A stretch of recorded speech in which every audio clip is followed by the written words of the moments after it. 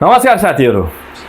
Gen Z भाइ बहिनीहरूको आन्दोलनपछि कसलाई सजिलो भयो कसलाई असजिलो भयो त्यो थाहा छैन, तर कसैको कुरा काट्न चाहिँ एकदम सजिलो भयो। त्यो हो रवि लामिछानेको। यो अन्तरिम सरकार 6 महिनाको लागि बनेको। जेनजी भाइ बहिनीको रगत र पसिना अझै पनि रोडमै छ, पन्छिएको छैन। कति आमा बुवाको आँसु अझै पनि आँखाबाट रोकिएको छैन। तर यो सरकार भएको कसको लागि?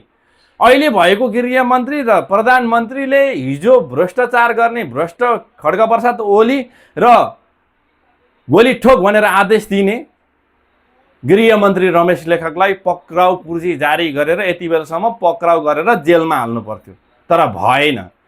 यो उल्टो भयो। कसरी उल्टो भयो भने नेपाली जनताहरू फेरि मासु भातमा बिग्दैन भन्न सकिँदैन, बिग्छ भन्ने यिनीहरूलाई कन्फर्म थाहा छ।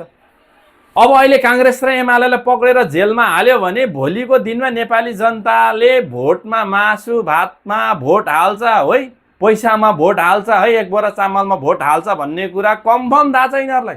किनभने त्यहीँबाट बनिएको यिनीहरू। सुशीला कार्की थाहा छँदैछ केपी शर्मा ओलीको। सुशीला कार्कीलाई कहिलेदेखि न्यायाधीश कसले बनायो, कसरी राख्यो भन्ने कुरा हामीले सबै नेपाली जनतालाई थाहा थिँदै थियो। र पनि उहाँलाई जबरजस्ती प्रधानमन्त्री बनायो। त्यो कसको अधीनमा? बालेन शाहको अधीनमा। तर हिजो जसले गोली ठोकेर सडकमा भाइ बहिनीहरूलाई मारिदिए त्यो व्यक्तिलाई खुलेआम छोडिदिएका छन्। अझ भएन भने उल्टै सेक्युरिटी गार्ड दिएर छोडिदिएका छन्। होइन त? कति मजा, कति आनन्द। आहा। अनि यो मान्छेहरूलाई भोलिको दिनमा फेरि अब चुनाव जितेर यिनीहरूलाई आयो भने अहिले हामीले पक्राउ पूर्जी जारी पक्राउ गऱ्यौँ भने फेरि भोलि हामीलाई डोली ठोक्छ भन्ने यिनीहरूलाई कन्फर्म थाहा छ। यति चाहिँ भन्छु म।